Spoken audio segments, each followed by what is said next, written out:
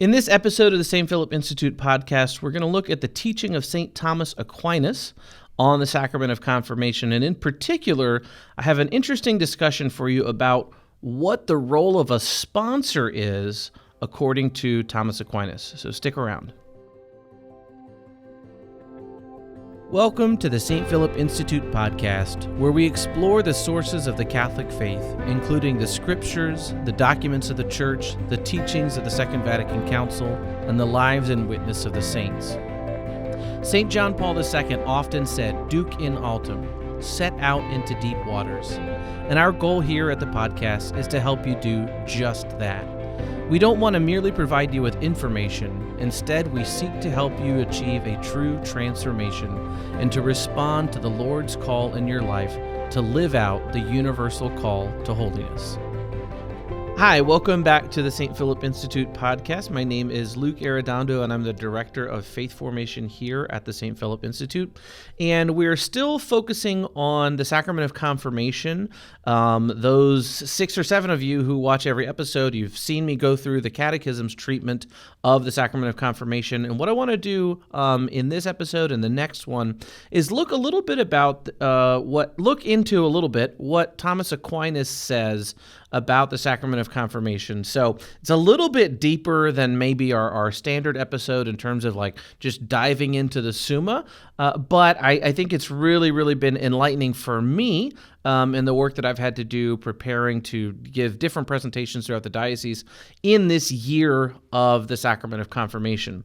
And there's really a couple of key things that I want to look at. In this episode, I want to talk about what a sacramental character is. Not every sacrament includes a sacramental character.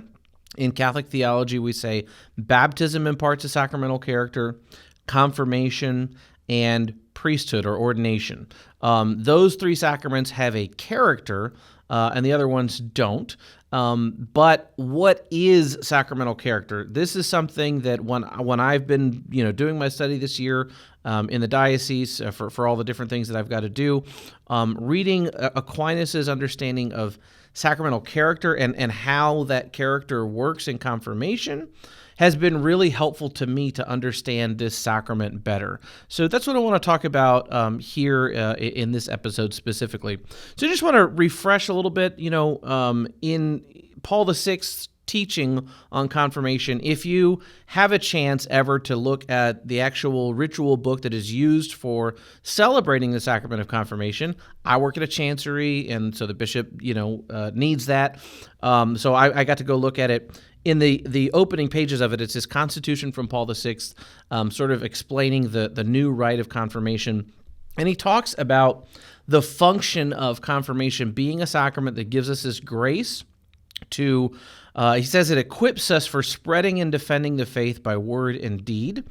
And when we know real clearly that confirmation is somehow supposed to help us do that, but then we see people receive confirmation and not necessarily go out there and become great evangelists or great witnesses, sometimes I think that can be a very frustrating or difficult thing. This may be more common for people in ministry, people that are, catechists or DREs or something, or someone, like in my position at a diocese where, all these people are receiving confirmation every year, hundreds of people, but then you don't necessarily see this tremendous fruit of people going out and spreading and defending the faith by word and deed. So I think actually looking at the function of sacramental character and distinguishing between the character that a sacrament gives and how much power we will receive through that sacrament, or how much fruit we're going to bear, is pretty helpful. So I want to look first at the way that Aquinas sort of understands this. So in the third part of the Summa, and this is one of the volumes, this is the 4th volume where he's got his teaching on the sacraments, and I'll pull it up a couple of times to read some passages, but this is where, if you're playing the at-home game and you want to grab your Summa, this is where to go in volume 4. Aquinas talks about sacraments in general, and then he treats each sacrament individually. And when he's discussing confirmation, there's a lot of interesting things that he focuses on. But as I said, I think it's this purpose of sacramental character that I think can really be helpful to us. So in his view, in Aquinas' teaching, we receive a special grace through the sacrament of confirmation, which has as its purpose the building up of our own discipleship and our ability to witness to others. In answering one of the many objections that he answers, if you've read Aquinas, he frequently starts each question with a false assumption, a bunch of objections, and then he answers them and shows all of the objections to be foolish in some sort of way. So in answering one of the objections about how important confirmation is, Aquinas shows us that the goal of confirmation is to perfect our own spiritual lives. Now, that's related to spreading and defending the faith by word and deed, as Paul VI says, but it has to happen first. In other words, we've got to perfect our own spiritual life, make ourselves excellent disciples before we're automatically going to be converted into great evangelists and witnesses. Now, that doesn't mean that's impossible that someone could receive confirmation who maybe wasn't living a radically, perfect life of discipleship, and then they're changed. Look at Paul, for instance, on the road to Damascus. But that's going to be a minority experience. So Aquinas says that the start of our spiritual life in baptism needs to be completed or perfected through confirmation. And he says confirmation is the way by which we can mature in our faith. So he says this sacrament, confirmation, is given of man in regards to himself. The same man, when he arrives at maturity, will excel himself as when he was a boy. So in our baptism, we get started in our spiritual life, and we perfect those graces that are given to us by receiving the sacrament of confirmation. So he has this discussion about confirmation and maturity that I think is very interesting. There are a lot of debates in the church, at least in America, about when people should be confirmed, how old, what order. And Aquinas talks about this notion of confirmation being linked with the mature age or the perfect age. And he says that we can't pin that number down exactly on when is someone at the perfect age for confirmation, because he says physical age and spiritual age are different. So he makes this argument that someone who is old physically, right, they're in their 80s, they can become new and young through baptism, right? They can become a spiritual child by baptism.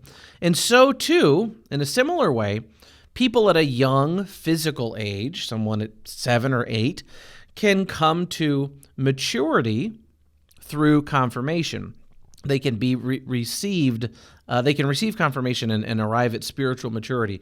So if we can baptize an old person and they're reborn at a very old age, that seems weird. Doesn't really make sense in our sort of physical understanding of life, that, this is a new birth. They're 85. How could they be reborn? Baptism has the power to do that. So too, he says, confirmation can help us to spiritually mature even if we are at a young age.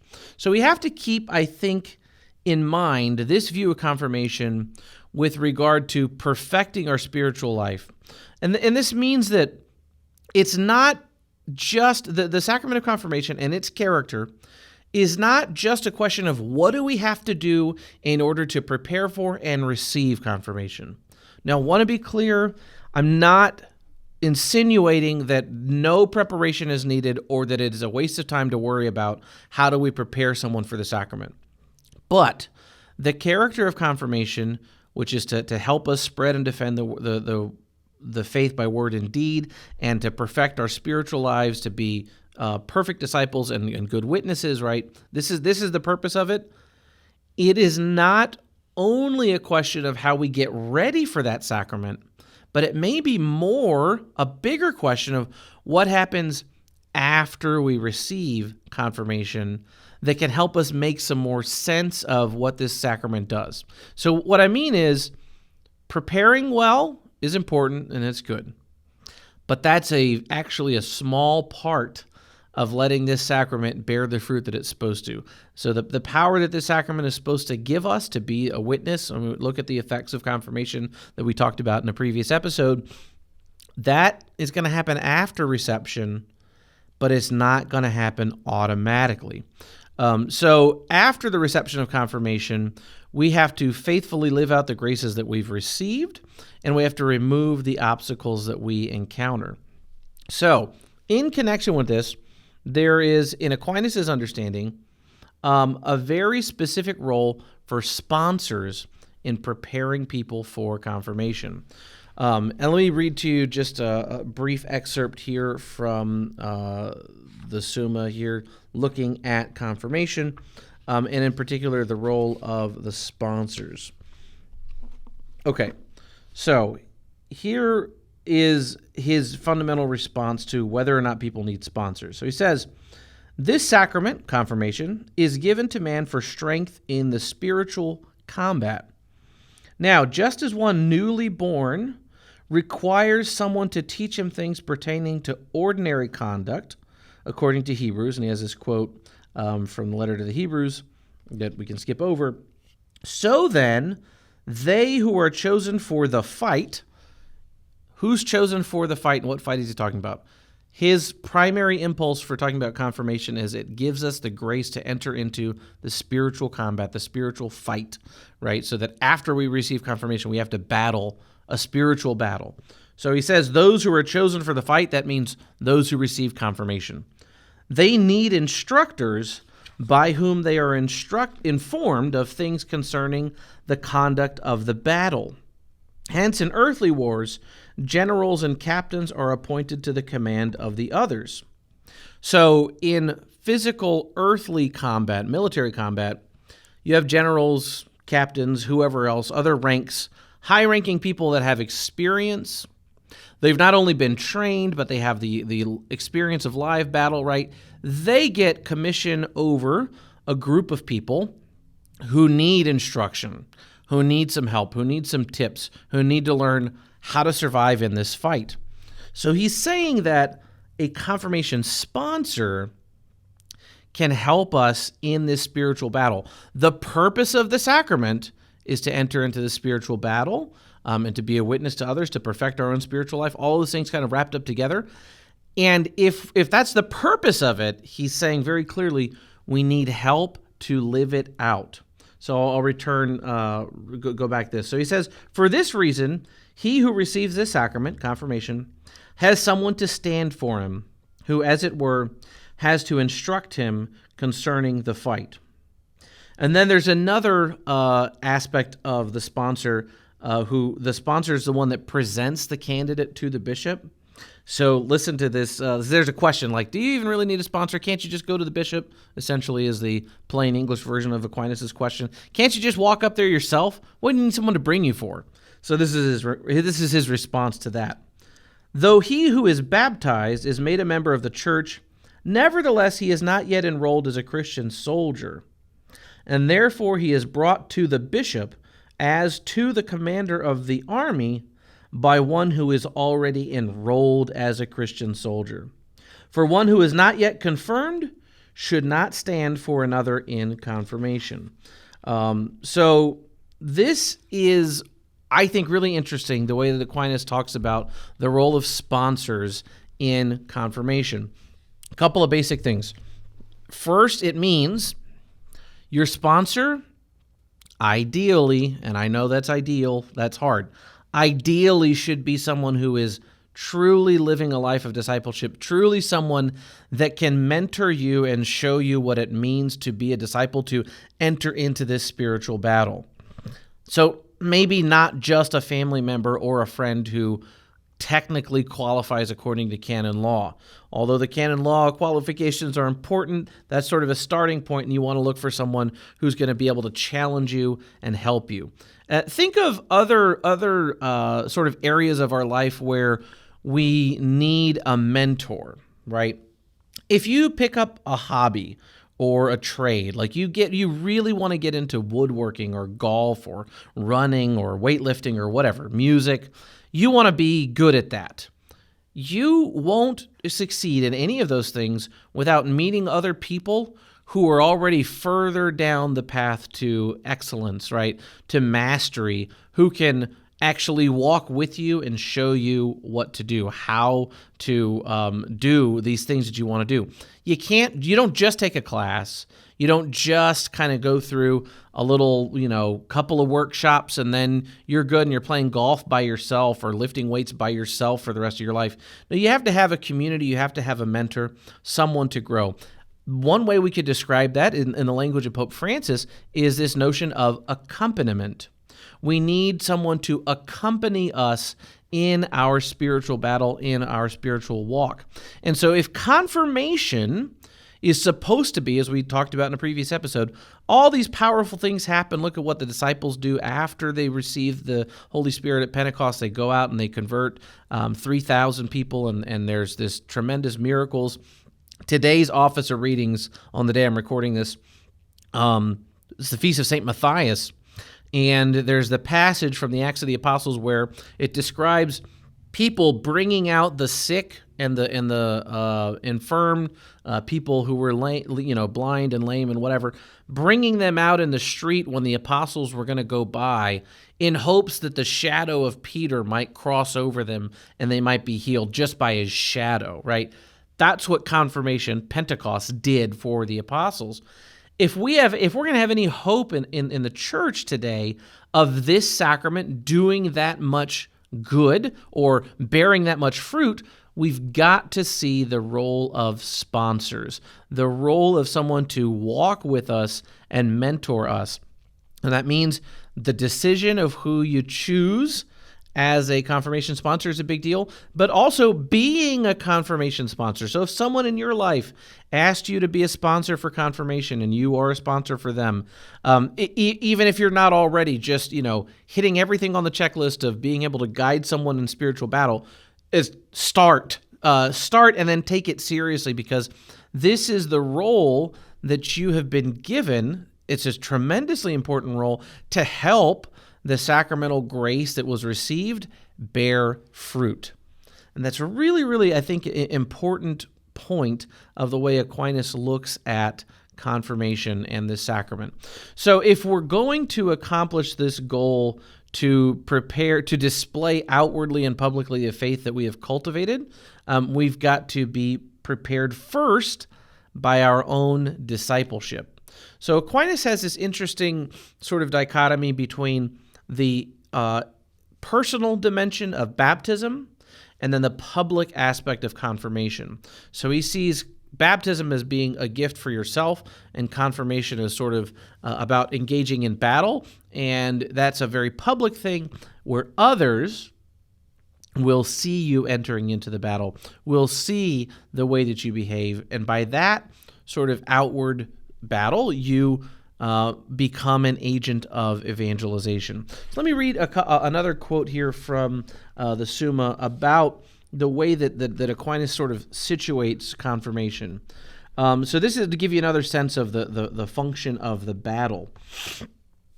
Okay, so he says, baptism is the regeneration unto the spiritual life whereby man lives in himself. And therefore, in the baptismal form, that action alone is expressed, which refers to the man to be sanctified.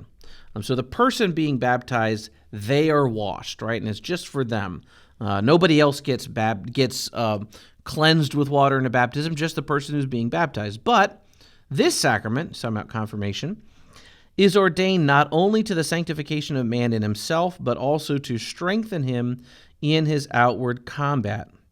Consequently, not only is mention made of the interior sanctification with the words, I confirm you with the chrism of salvation, but furthermore, man is signed outwardly, as it were, with the standard of the cross unto the outward spiritual combat. And this is signified with the words, I sign thee with the sign of the cross.